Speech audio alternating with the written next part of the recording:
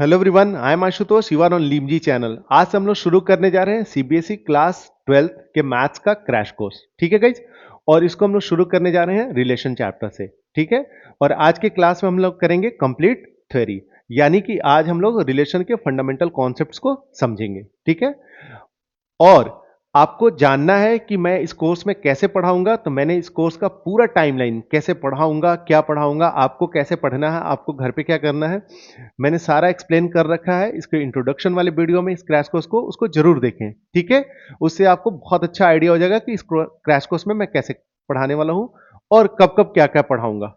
ठीक है, तो चलिए गाइज शुरू करते हैं।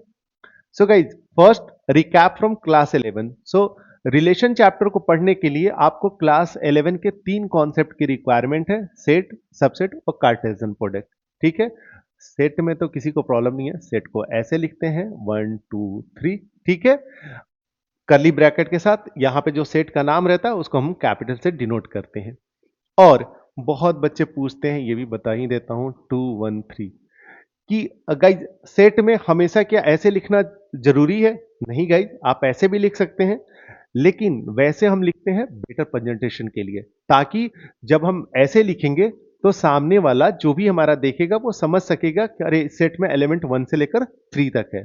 सपोज इसमें अगर 1 से लेकर 50 तक एलिमेंट रहते हैं और आप कभी 47 लिख रहे हैं, उसके बाद आप 32 लिख रहे हैं, तो उसे पूरा फाइंड करना पड़ेगा। लेकिन अगर आपने ऐसे लिखा है 1 से लेकर 50 तक, तो वो समझ में आ गया, वो समझ जाएगा कि 1 से 50 तक इस सेट के एलिमेंट्स हैं। क्लियर है ना यहां तक? ठीक है, अब आते हैं सबसेट पे, तो इसको हम हटाते हैं। गाइज, किसी सेट के एलिमेंट को चूज करके एक दूसरा सेट बनाते हैं। सो गाइज, किसी भी सेट के एलिमेंट को चूज करके हम एक दूसरा सेट बनाते हैं, तो उसको कहते हैं सबसेट। ठीक है, यहां पे पी ए का सबसेट है और पी में एलिमेंट है 1 और 2, जो कि एलिमेंट है जो कि मैंने लिया है सेट ए से। ठीक है ना, सेट ए में 5 नहीं है, तो हम मेरा जो सबसेट होगा उसमें 5 कभी नहीं आ सकता है। ठीक है, क्यों? क्योंकि ए में 5 है ही नहीं। ठीक है, सो यही तरीका होता है सबसेट हम कैसे बनाते हैं, किसी सेट से उसके ही एलिमेंट को चूज करके। दूसरा इंपॉर्टेंट क्वेश्चन कि कितने नंबर ऑफ सबसेट्स होते हैं, इसकी भी रिक्वायरमेंट होगी। So guys, number of subsets के लिए क्या होगा कि सपोज आपको ए से एक कोई सबसेट बनाना है पी। ठीक है, तो आप क्या करेंगे कि सेट में इसमें 3 एलिमेंट है, 1 है, 2 है, 3 है। ठीक है, तो सपोज 1 पे गए, तो 1 को आप या तो अपने सबसेट में लेंगे या तो नहीं लेंगे। दो ही तरीका है ना, या तो आप लेंगे या तो नहीं लेंगे। यानी को आप 1 को चूज कर सकते हैं दो तरीके से, या तो लेंगे या तो नहीं लेंगे।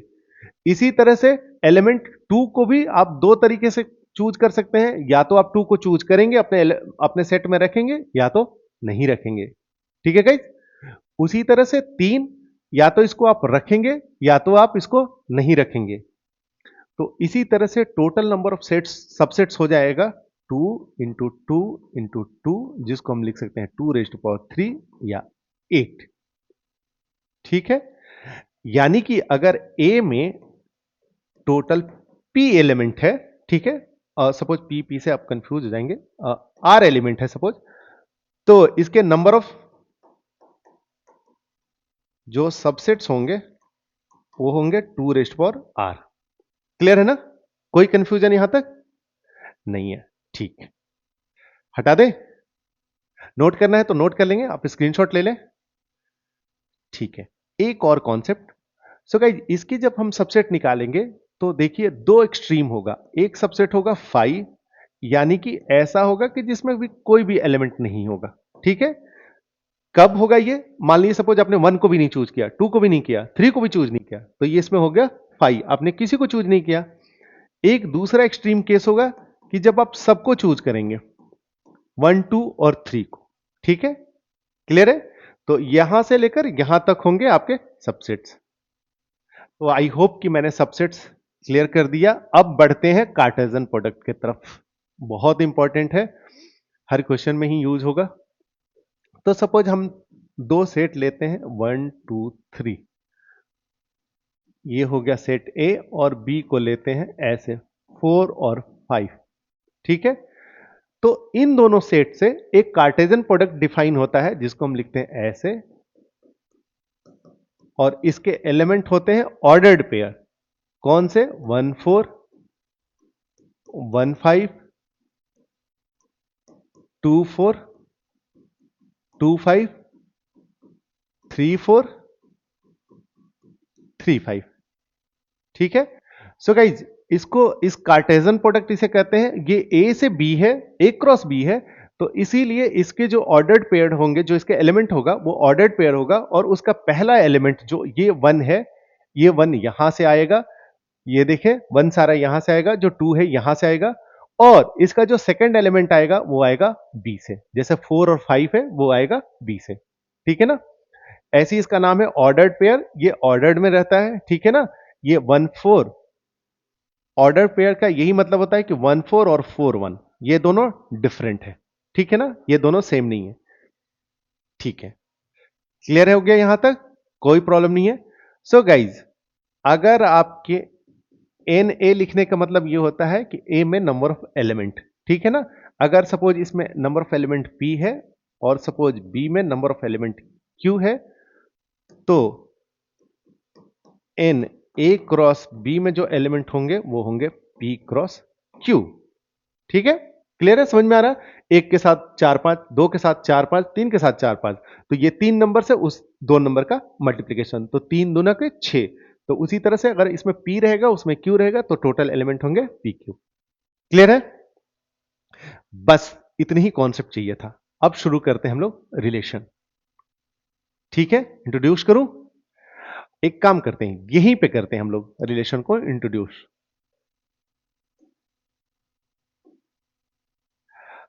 1 4 था, ये था 1 5। ठीक है। सो गाइज, रिलेशन डिफाइन होता है कि रिलेशन एक सेट है जो कि ए क्रॉस बी का सबसेट होता है। यानी कि ये जो कार्टेजन प्रोडक्ट है, इसका कोई भी आप सबसेट लेंगे तो वो एक रिलेशन होगा। कोई सा भी सबसेट, हाँ कोई सा भी सबसेट। ठीक है।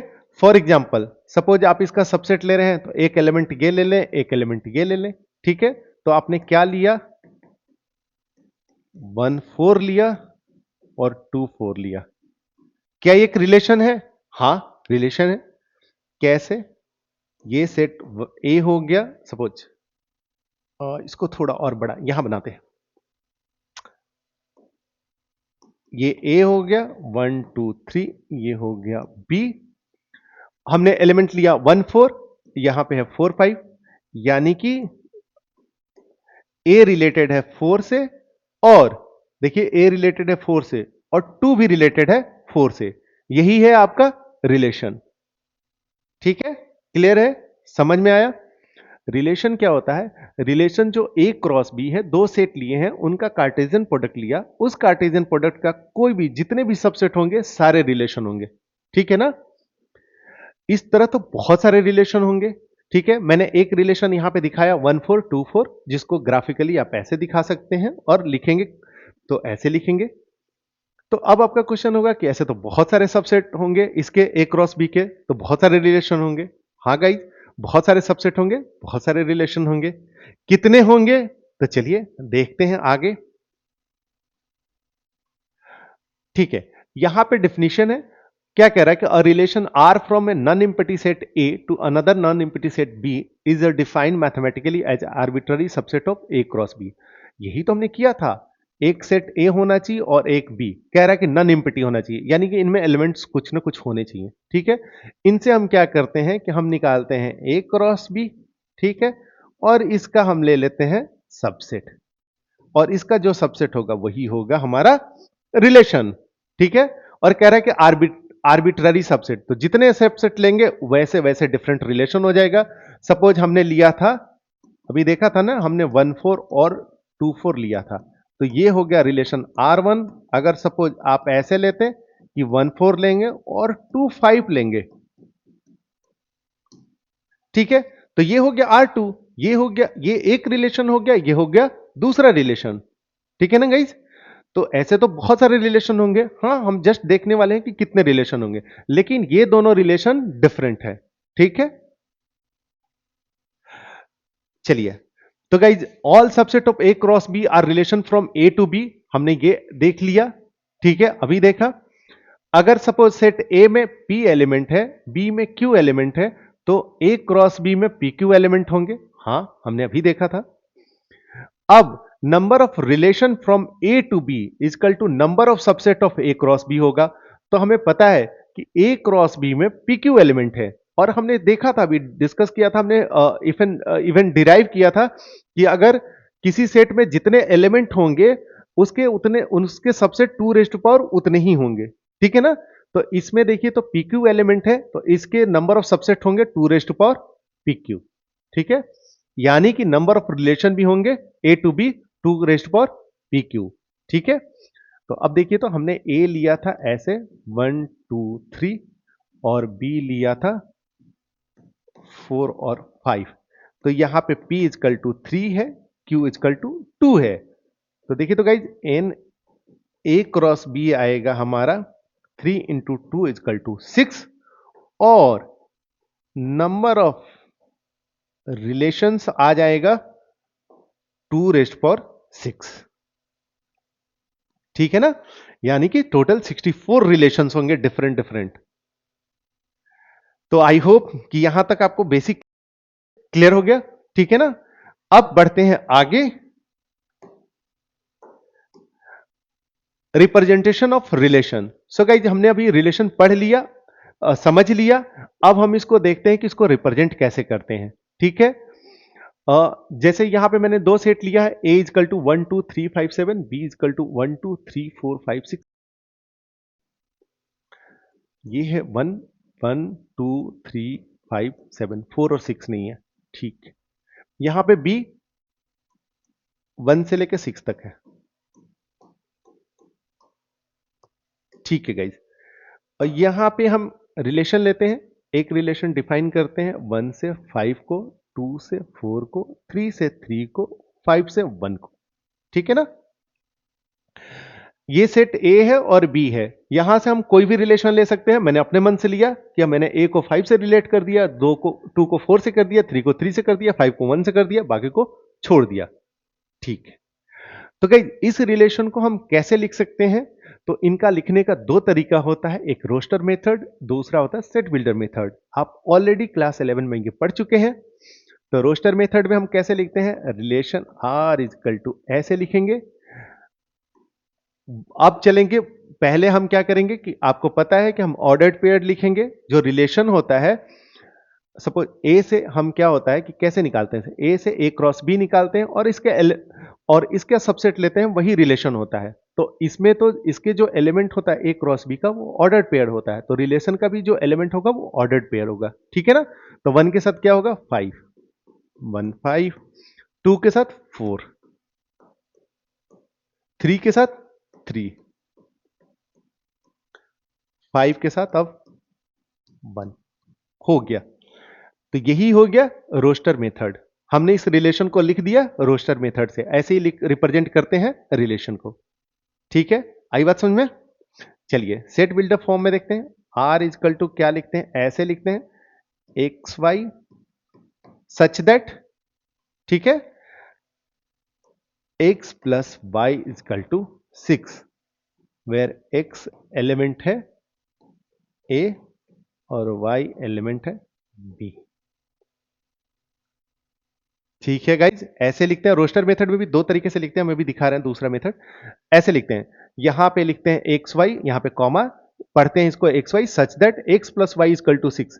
जब आप रोस्टर में, सॉरी, सेट बिल्डर फॉर्म में लिखेंगे तो आपको इनमें रिलेशन दिखाना होगा ना। यहां तो आप एलिमेंट आपने लिख दिया, अब मुझे कैसे पता चलेगा कि 1 के साथ 5 रिलेट है? तो मैंने एक रिलेशन लिख दिया, x plus y equal to 6। अब देखिए तो सारे रिलेटेड हैं क्या? 1 + 5 6, 2 + 4 6, 3 + 3 6, 5 + 1 6। ठीक है ना? तो अब यहां से आप निकालेंगे तो यही एलिमेंट आएंगे। ठीक है ना? अगर इसको आप कन्वर्ट करेंगे रोस्टर फॉर्म में तो यही आएंगे। और यहां पे x लिख देते हैं कि ऐसे का मतलब होता है x एलिमेंट है a का, y एलिमेंट है b का। मतलब कि जो x लेना है वो a सेट a से लेना है। मींस कि सेट a में 6 नहीं है तो कभी भी x के जगह पर 6 नहीं आ सकता है। ठीक है ना? यही बताना चाहते हैं। y को लेना है b से। क्लियर है? ठीक है।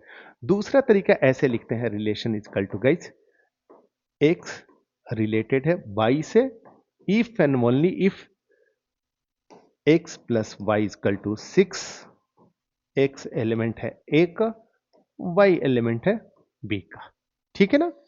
तो ये टोटल 3 तरीके से लिखते हैं, तीनों तरीके से लिखा हुआ मिल जाएगा आपको, और आपको भी जहां रिक्वायर्ड होगा तीनों में से वो मेथड लिख सकते हैं। ठीक है? तो आई होप कि कैसे लिखते हैं ये क्लियर हो गया आपको, कैसे रिप्रेजेंट करते हैं आपने ऑलरेडी भी पढ़ा हुआ है क्लास 11 में।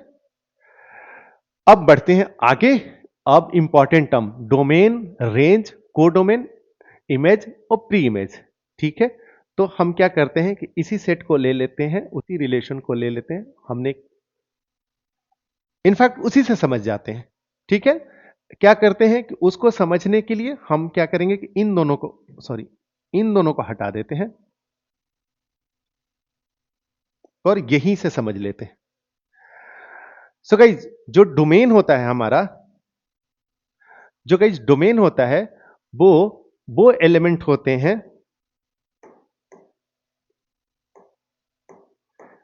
सेट ए के वो एलिमेंट होते हैं कि जो रिलेटेड होते हैं। तो देखिए तो गाइज सेट ए में टोटल 5 एलिमेंट है जिसमें 4 रिलेटेड है, 1 2 3 एंड 5। सो गाइज आपका जो डोमेन होगा वो एक सेट होगा और उसमें कौन से एलिमेंट होंगे, 1 2 3 एंड 5, 1 2 3 और 5, यही है आपका डोमेन। ठीक है? आप चाहें तो यहां से भी निकाल सकते थे, अगर ये निकला हुआ है तो वहां से ले लेंगे, अगर यहां से लेना है तो आप पहले वाले एलिमेंट को लेंगे, यानी कि एक एलिमेंट को लेंगे ए क्रॉस बी में। ठीक है? तो वो हो जाएगा आपका डोमेन। क्लियर है यहां तक ना? ठीक है, इस 7 को छोड़ देते हैं। अब आते हैं नेक्स्ट टर्म पे, रेंज। रेंज के लिए क्या करते हैं गाइज, जब ये जो डोमेन वाले एलिमेंट है ये जिस से रिलेटेड रहते हैं वो हो गया आपका रेंज। डिफरेंट कलर ले लेते हैं। सो गाइज यहां पे जैसे 1 रिलेटेड है, 3 रिलेटेड है, 4 रिलेटेड है और 5 रिलेटेड है। कौन कौन से एलिमेंट रिलेटेड है, 1 3 4 एंड 5। तो ये हो गया आपका रेंज 1 3 4 5। ये हो गया 1 3 4 और 5। ठीक है? 5 प्लस 1 6, 3 प्लस 3 6, 4 प्लस 2 6। ठीक है, तो ये हो गया आपका रेंज। आपको अगर ये फॉर्म दिया होगा तो आप यहां से निकाल लेंगे, ये सारे एलिमेंट को ले लेंगे, ये हो गया आपका रेंज। ठीक है? क्लियर है आई थिंक। चलिए अब बढ़ते हैं नेक्स्ट। अब आगे कोडोमेन पे। ठीक है, समझते हैं इसको। सो गाइज हमने क्या लिया था कि दो सेट लिया, एक सेट ए है एक सेट बी है, इससे हमने एक रिलेशन निकाला। अब हमें निकालना है इसका कोडोमेन। सो गाइज इस केस में मतलब कोडोमेन निकालने के लिए कुछ भी नहीं करना पड़ता है, सिंपली जो सेट बी होता है जिसमें रिलेटेड होता है वो टोटल पूरा सेट हो जाता है कोडोमेन, यानी कि आपका कोडोमेन हो गया पूरा सेट बी। ठीक है ना? होल सेट बी हो गया आपका कोडोमेन। यानी कि आप इसको ऐसे लिख सकते हैं भैया, क्या था बी में, 1 2 3 4 5 6, 1 2 3 4 5 6, यही है आपका कोडोमेन। ठीक है? अब तो क्या अगर मेरा दूसरा रिलेशन रहेगा तो कोडोमेन चेंज होगा क्या? नहीं चेंज होगा गाइज। अगर सपोज यहां पे ऐसे रहता कि 1 2 3 5 7 और यहां पे 1 से रिलेटेड रहता ऐसे, सिर्फ 1 से 1 रिलेटेड रहता, एक ऐसा रिलेशन ले रहे हैं। ठीक है ना? यहीं पे ले रहे हैं, टाइम बचा रहे हैं आपका, ज्यादा नहीं लिख रहे हैं। ए से बी में हमने सपोज ए का एलिमेंट 1 बी के एलिमेंट 1 से रिलेटेड है, इसमें एक ही एलिमेंट दूसरे से रिलेटेड है, लेकिन इस केस में भी आपका जो कोडोमेन होगा वो पूरा होल सेट बी होगा। ठीक है ना? आई होप कि आप समझ गए होंगे। अगला इमेज और प्री इमेज। अब समझते हैं इमेज और प्री इमेज को। लेते हैं डिफरेंट कलर के पेन को और समझते हैं। सो गाइज देखिए तो वन किस सो गाइज वन किस से रिलेटेड है, वन रिलेटेड है 5 से। देखिए तो गाइज यहां पे 1 रिलेटेड है 5 से, तो इस केस में इसको कहते हैं इमेज। ठीक है ना? ये कहां का है, सॉरी वाई नहीं, सेट बी का एलिमेंट है। तो जो सेट बी का एलिमेंट होता है उसको कहते हैं इमेज, और इस इमेज का जो प्री इमेज है वो है 1, इसको कहते हैं प्री इमेज। यानी कि इमेज जो लिया जाता है वो बाद वाले सेट यानी कि बी से लिया जाता है, और प्री इमेज जो होता है वो सेट ए में होता है, यानी कि पहले वाले सेट में। तो आई होप क्लियर हो गया।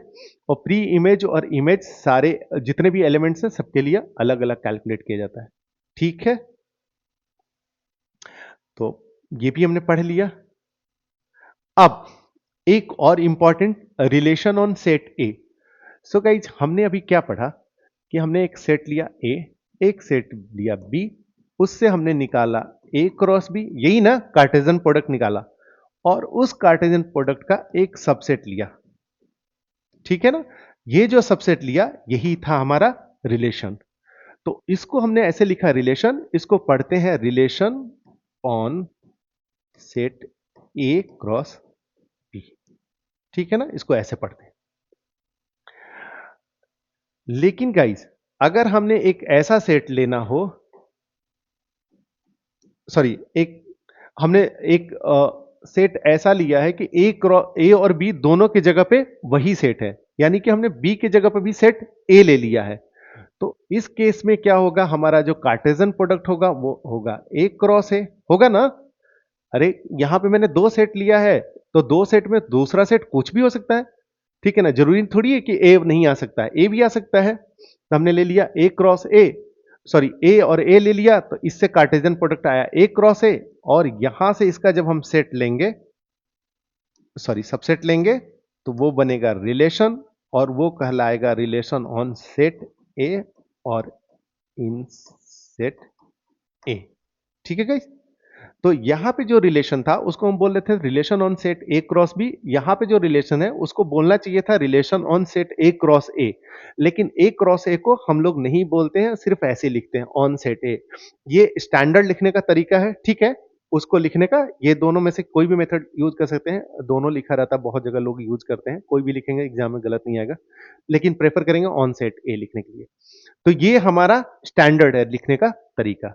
ठीक है, चलिए, तो एक हमने रिलेशन दिया है, इसका डोमेन फाइंड करना है। तो अभी हमने डोमेन और रेंज फाइंड करना तो सीखा था, लेकिन कहां पे सीखा था हमने, या तो वो फिगर में दिया हुआ था तो, और नहीं तो वो रोस्टर फॉर्म में लिखा हुआ था, लेकिन यहां पे सेट बिल्डर फॉर्म में लिखा हुआ है। तो यहां पे डोमेन आप कैसे निकालेंगे? तो गाइज एक तो तरीका है, अगर बहुत सारे होंगे तो क्या करेंगे कि आप जनरलाइज निकालेंगे, या मतलब बहुत सारे एलिमेंट होंगे रिलेशन में तो आप जनरलाइज सॉल्यूशन निकालेंगे, डोमेन का मतलब जनरलाइज सेट निकालेंगे।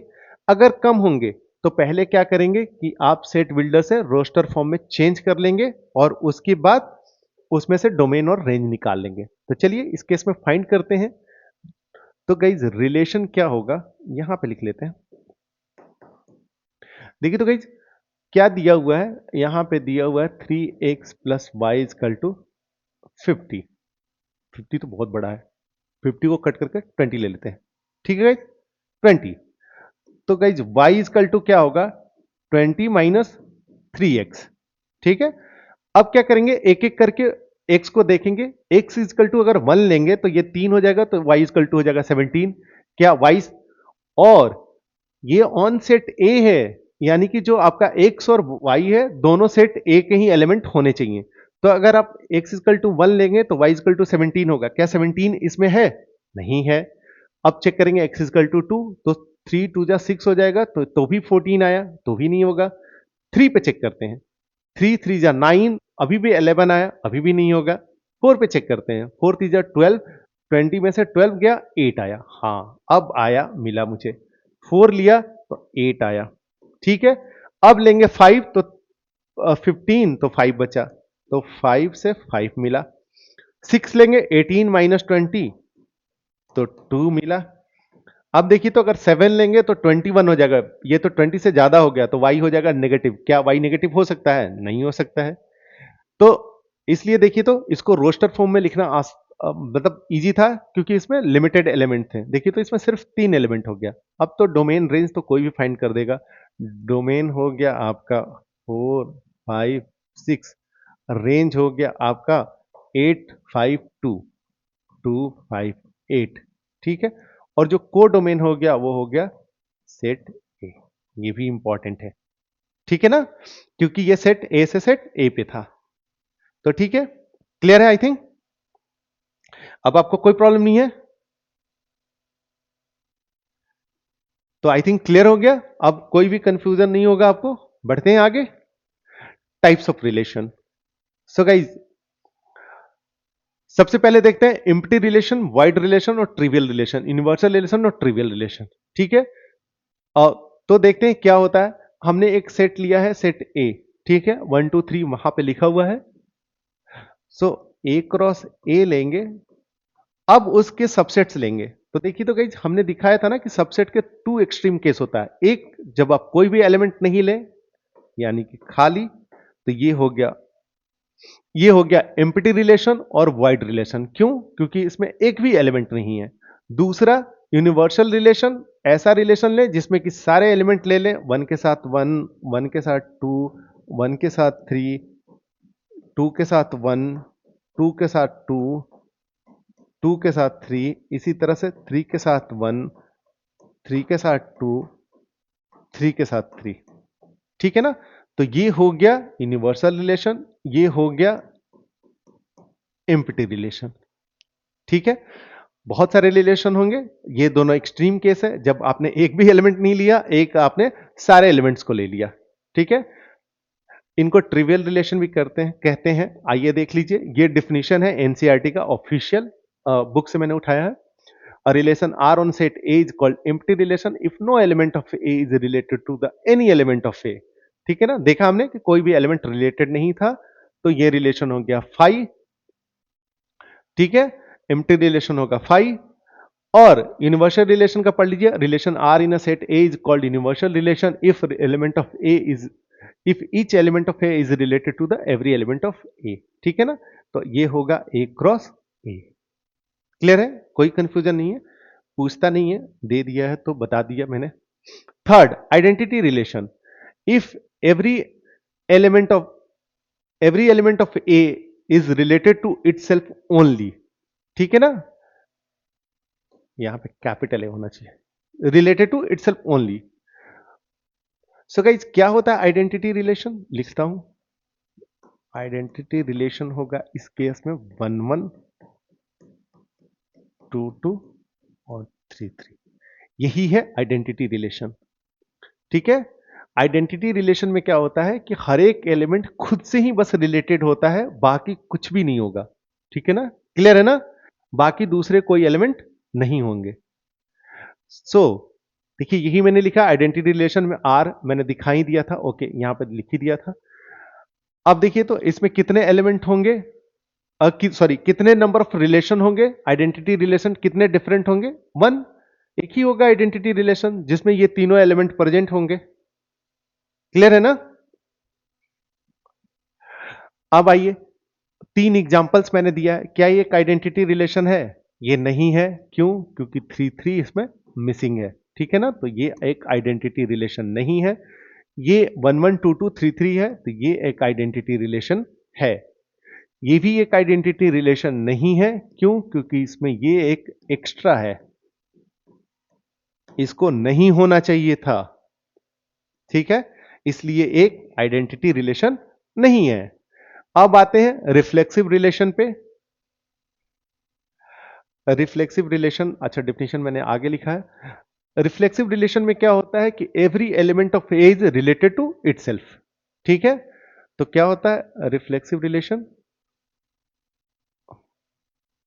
सॉरी, ऐसे लिखते हैं, आर इजकल टू 1 1 2 2 और 3 3। कह रहा है कि रिफ्लेक्सिव रिलेशन में हर एक, इसमें जितने भी एलिमेंट होते हैं सब अब खुद से ही रिलेटेड रहते हैं। ठीक है, यानी कि इसमें प्रेजेंट रहेगा 1 1 2 2 और 3 3। ठीक है, तो यही तो आइडेंटिटी रिलेशन में भी था, तो फिर इसमें डिफरेंट क्या है? सो गाइज, आइडेंटिटी रिलेशन से ये डिफरेंट इसलिए है कि आइडेंटिटी रिलेशन में सिर्फ यही 3 एलिमेंट रहते हैं। ठीक है ना, लेकिन रिफ्लेक्सिव रिलेशन में ये 3 एलिमेंट तो रहेंगे ही रहेंगे, इनको आपको रखना ही रखना है, लेकिन इसके अलावा भी आप चाहें जिसको रखना वो रख सकते हैं। ठीक है ना, क्लियर है, समझ में आया? अब इसके भी एग्जांपल्स देख लेते हैं क्या ये एक रिफ्लेक्सिव रिलेशन है? नहीं है, क्योंकि 3 3 यहां पे मिसिंग है, तो ये एक रिफ्लेक्सिव रिलेशन नहीं है। क्या ये एक रिफ्लेक्सिव रिलेशन है? हाँ, 1 1 2 2 3 3 प्रेजेंट है, तो ये एक रिफ्लेक्सिव रिलेशन है। क्या ये एक रिफ्लेक्सिव रिलेशन है? हाँ गाइज, ये भी एक रिफ्लेक्सिव रिलेशन है। क्यों? क्योंकि हमको इन्हीं तीनों से मतलब है। बाकी आप क्या रख रहे हो मुझे कोई मतलब नहीं है। यही कहना है रिफ्लेक्सिव रिलेशन का। तो ये भी एक रिफ्लेक्सिव रिलेशन है, लेकिन ये एक आइडेंटिटी रिलेशन नहीं है। ठीक है ना? अभी हमने जस्ट डिस्कस किया था। सो क्या है स्टैंडर्ड डेफिनेशन रिफ्लेक्सिव रिलेशन का? Every element of A is related to itself. ठीक है ना? जो भी दिया हुआ सेट रहेगा उसके सारे एलिमेंट खुद से ही रिलेटेड रहेंगे। ठीक है? इसको ऐसे लिखते हैं, ए मेंबर है आर का, जहां पे कि ए एक एलिमेंट है ए का। ठीक है? तो ये हो गया मैथमेटिकली लिखने का तरीका। अब तीसरे पॉइंट पे आते हैं गाइज, ये भी इंपॉर्टेंट है। बहुत बार 3 4 बार सीबीएसई ने इसको भी पूछा है कि नंबर ऑफ रिफ्लेक्सिव रिलेशंस। ठीक है? तो क्या होता है 2 raised to power n² - n या 2 raised to power n - 1, जहां n है नंबर ऑफ एलिमेंट्स इन ए। ठीक है? क्लियर है ना? समझ में आया? कैसे निकलता है वो भी चाहो तो देख सकते हैं। रिफ्लेक्सिव रिलेशन में क्या होगा? 1 1 2 2 3 3 1 2 2 1 1 3 3 1।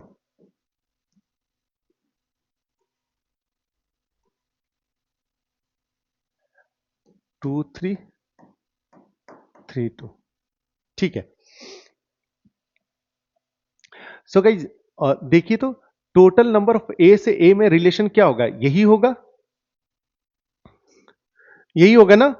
अब अब आपको रिफ्लेक्सिव रिलेशंस बनाने हैं, तो देखिए तो गाइज रिफ्लेक्सिव रिलेशन बनाने के लिए क्या होगा कि आपको ये सारे एलिमेंट तो रखना ही रखना होगा, इनको तो आप हिला नहीं सकते हैं। ठीक है ना? अब क्या है कि आप रिफ्लेक्सिव रिलेशन में से इनमें से किसी को चाहे तो आप चूज कर सकते हैं, नहीं भी चूज कर सकते हैं। तो देखिए तो चूज करने के लिए आपके पास कितने हैं? 1 2 3 4 5 6, टोटल 6 एलिमेंट है।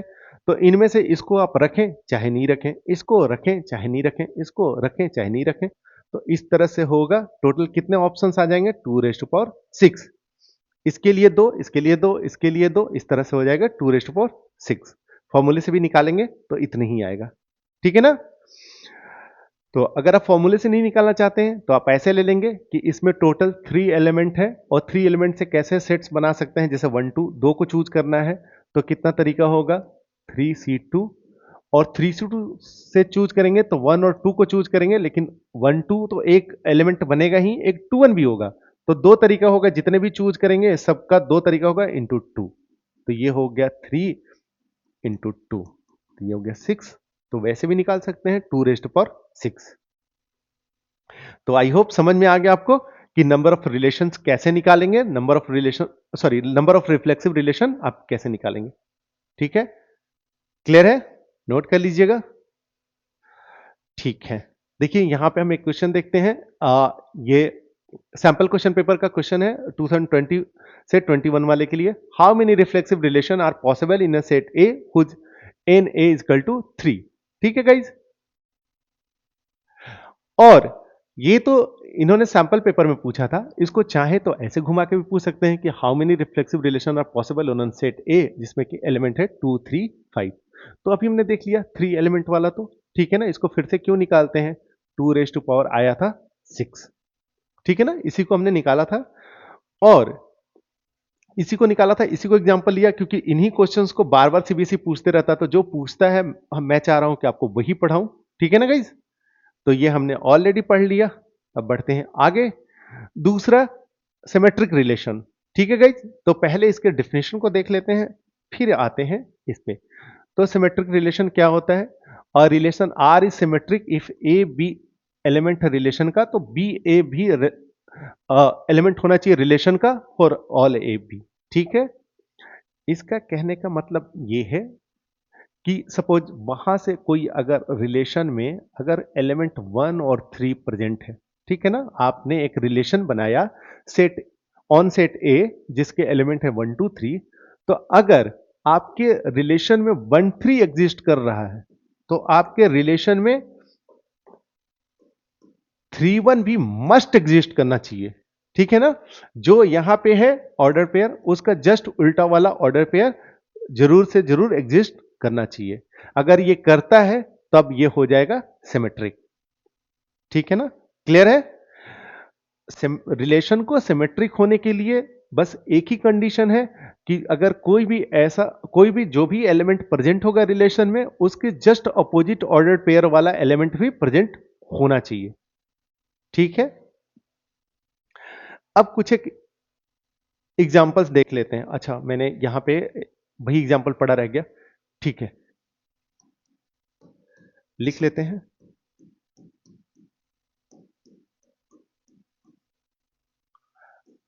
ठीक है, पहले इसमें भी देख लेते हैं गाइज। 1 1 और 2 2, ठीक है ना, 1 1 का उल्टा क्या होगा, 1 1 ही होगा, और 2 2 का उल्टा भी 2 2 होगा, तो वो भी प्रेजेंट है। तो गाइज अगर ऐसे रहते हैं तो ये हो गया एक सिमेट्रिक रिलेशन, ये एक सिमेट्रिक रिलेशन है। यहां पे देखिए 1 1 2 2 3 3, ये भी एक सिमेट्रिक रिलेशन है। ठीक है ना, सिमेट्रिक रिलेशन में नंबर ऑफ कितने एलिमेंट होंगे उस पर कोई रिस्ट्रिक्शन नहीं है, बस एक ही रिस्ट्रिक्शन है कि भैया अगर 1 3 होगा तो 3 1 होना ही चाहिए। ठीक है ना, बस देखिए यहां पे 1 1 2 2 3 3, तो ये सारे सिमेट्रिक रिलेशन होंगे, इसके चलते होगा। लेकिन 1 2 प्रेजेंट है लेकिन 2 1 प्रेजेंट नहीं है, इसलिए ये सिमेट्रिक रिलेशन नहीं होगा। क्लियर है ना। तो आई थिंक इस एग्जांपल से ही सब कुछ क्लियर हो गया कि अगर 1 2 प्रेजेंट है तो बस 2 1 होना चाहिए था, जो 2 1 नहीं है उसके चलते ये सिमेट्रिक नहीं है। ठीक है, बाकी कोई रिस्ट्रिक्शन नहीं है सिमेट्रिक पे। देखिए क्या कह रहा है इसके डेफिनेशन में, a relation R is symmetric if and only if A भी प्रेजेंट है तो बी ए भी प्रेजेंट होना चाहिए। ठीक है गाइस, अब आते हैं नंबर ऑफ सिमेट्रिक रिलेशन पे। कितना होता है, 2 रेज टू पावर है, ये पूरा 2 रेज टू पावर है n into n plus 1 divided by 2। और इसको ऐसे क्यों लिखा हुआ है, सॉरी ये गलत है, यही होता है 2 raise to power n into n plus 1, या आपको इसको ऐसे लिख सकते हैं 2 raise to power n square plus n divided by 2। ठीक है ना, दोनों फॉर्मेट है, मल्टीप्लाई कर दिए तो बस ऐसे निकल गया। ठीक है, चलिए इसको भी डिराइव करना चाहते हैं कि कैसे आता है, तो देख लीजिए टोटल नंबर ऑफ रिलेशन कितने होंगे, 1 1 होगा, 2 2 होगा और 3 3 होगा, यही होगा। इसके बाद 1 2 होगा, 2 1 होगा, 1 3 होगा, तो 3 1 होगा, 2 3 होगा तो 3 2 होगा। ठीक है ना, यही सारे एलिमेंट हो सकते हैं ए क्रॉस बी के। अब आपका जो रिलेशन होता है इन्हीं का सबसेट होता है। तो देखिए तो गाइस 1 1 रहेगा तो रिलेशन सिमेट्रिक होगा, हाँ होगा। 2 2 भी रहेगा अकेले तो सिमेट्रिक होगा। यानी कि 1 1 2 2 और 3 3 आपके सिमेट्रिक रिलेशन के एलिमेंट हो सकते हैं। ठीक है ना, अगर आप इनको लेना चाहें तो गाइज 1 1 को लेने का तरीका 2, 2 2 को लेने का तरीका 2, 3 3 को लेने का तरीका 2, तो ये हो गया 2 रेस्ट पावर 3। अभी हमने सिर्फ इनके बारे में बात किया। ठीक है गाइज, अब चलते हैं इनके बारे में।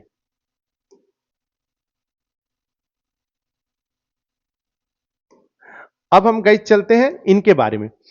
सो गाइज देखिए, तो सिमेट्रिक होने के लिए अगर आप इसको लेंगे तो आपको इसको लेना ही पड़ेगा। ये जब भी आएंगे तो पेयर में आएंगे, अकेले नहीं आते हैं। ठीक है, तो यहां पे या तो आप इन तीनों को क्या करिए, एक पेयर ही मान लीजिए। ठीक है, तो ये 3 पेयर है तो ये आ सकता है, अगर ये होगा तो रिलेशन सिमेट्रिक होगा, हाँ होगा। तो सिमेट्रिक रिलेशन के लिए आप इसको ले भी सकते हैं, नहीं भी ले सकते हैं, तो 2 तरीका, इनका भी 2 तरीका, इनका भी 2 तरीका। तो ये भी हो गया 2 रेस्ट पावर 3।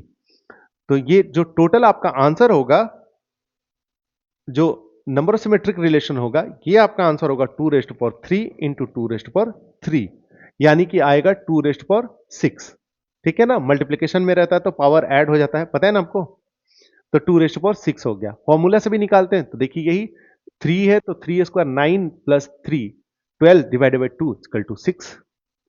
ठीक है, क्लियर है ना, समझा भी दिया मैंने कैसे निकालना है। नंबर ऑफ सिमेट्रिक रिलेशन ये पूछा नहीं है, ठीक है ना, नंबर ऑफ रिफ्लेक्सिव रिलेशन ही पूछा है कई बार, इस पे नहीं पूछा है। तो आप चाहें तो जो जिनको कम तैयारी करनी है तो इसको स्किप कर जाएं, ठीक है। और निकालने का डेरिवेशन मेथड नहीं समझ में आया तो नहीं करिए, उसको बस फॉर्मूले को याद कर लेंगे तो उतना ही एनफ है, ठीक है ना।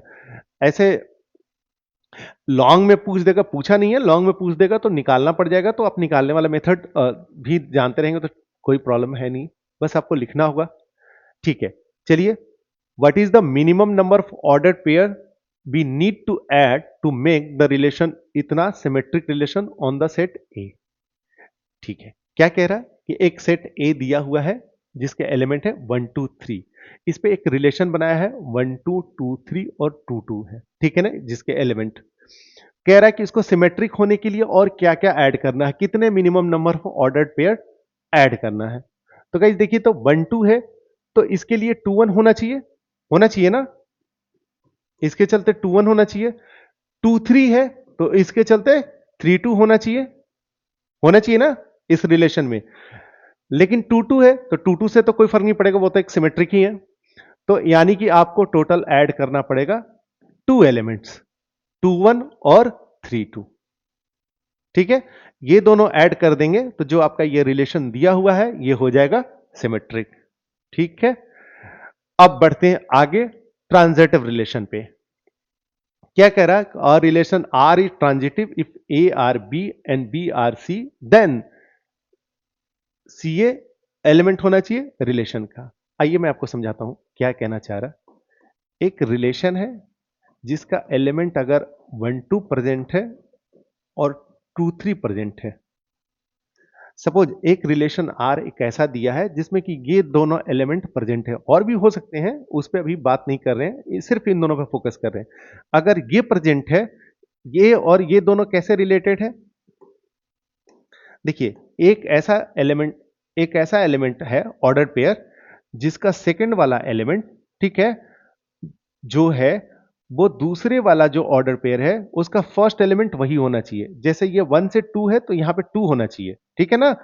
ऐसे भी रहता 1 से 5 और 5 से 7 तो भी यही होता, ठीक है ना। बस इसको देखते हैं, 1 और 7 को नहीं देखते हैं, उसमें कोई रिलेशन हमने अभी नहीं फाइंड किया है।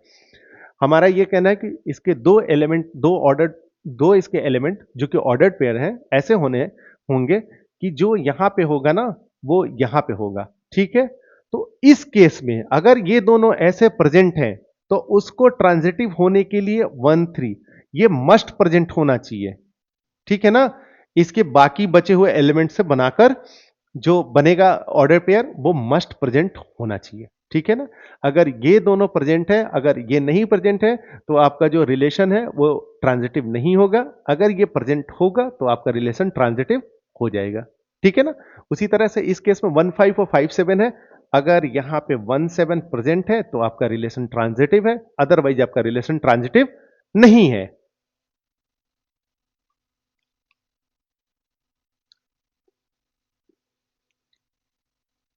ठीक है गाइज, क्लियर है आई होप, ठीक है। अब चलते हैं, अभी ट्रांजिटिव इतना आसान नहीं है, और भी बहुत कुछ पढ़ना है ट्रांजिटिव में, तो चलिए देखते हैं, एग्जांपल से सीखते हैं। सो गाइज, हमने अभी पढ़ा कि ट्रांजिटिव होने के लिए क्या होना चाहिए, एक्स वाई और वाई जेड हो तो एक्स जेड होना चाहिए, यही ना।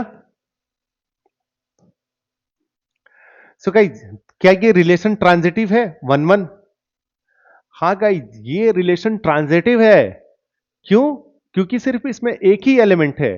ट्रांजिटिव वाला कंडीशन तब होता है कि जब दो एलिमेंट हो और दोनों एलिमेंट में ऐसे हों, और दो ही एलिमेंट नहीं हो, दोनों ऐसे एलिमेंट हो कि इसमें जो बी वाला हो इसका ए वाला हो, ठीक है ना, वो दोनों सेम हो।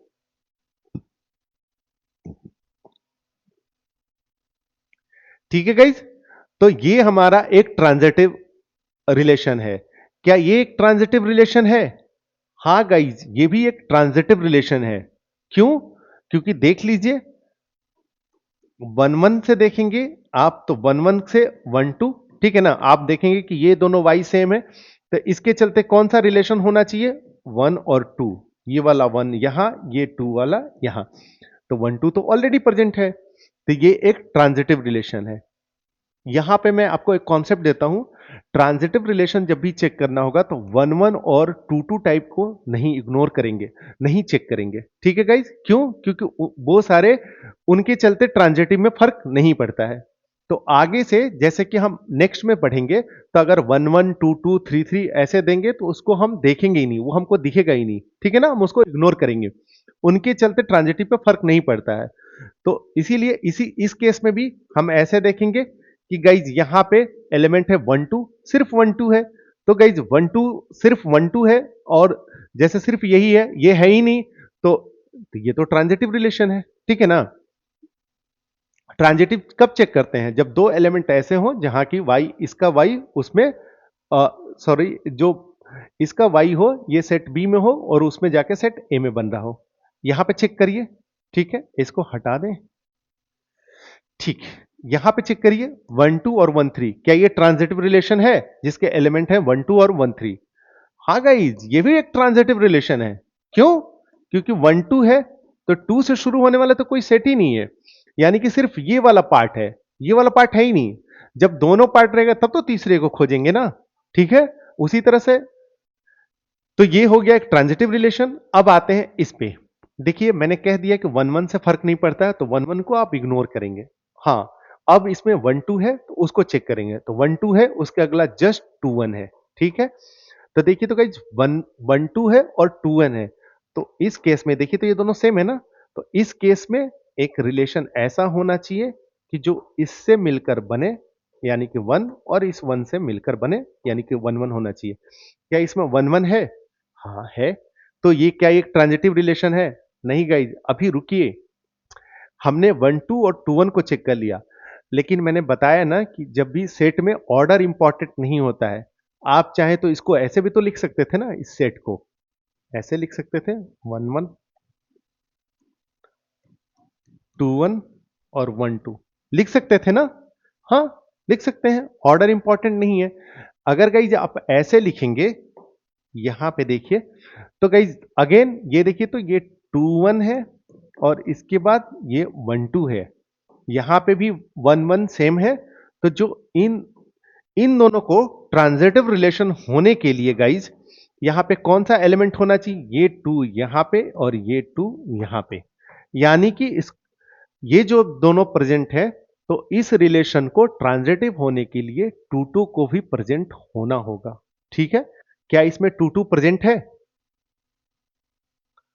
नहीं है, तो ये एक ट्रांजिटिव रिलेशन नहीं है। और क्यों नहीं है? क्योंकि इसमें टू टू मिसिंग है।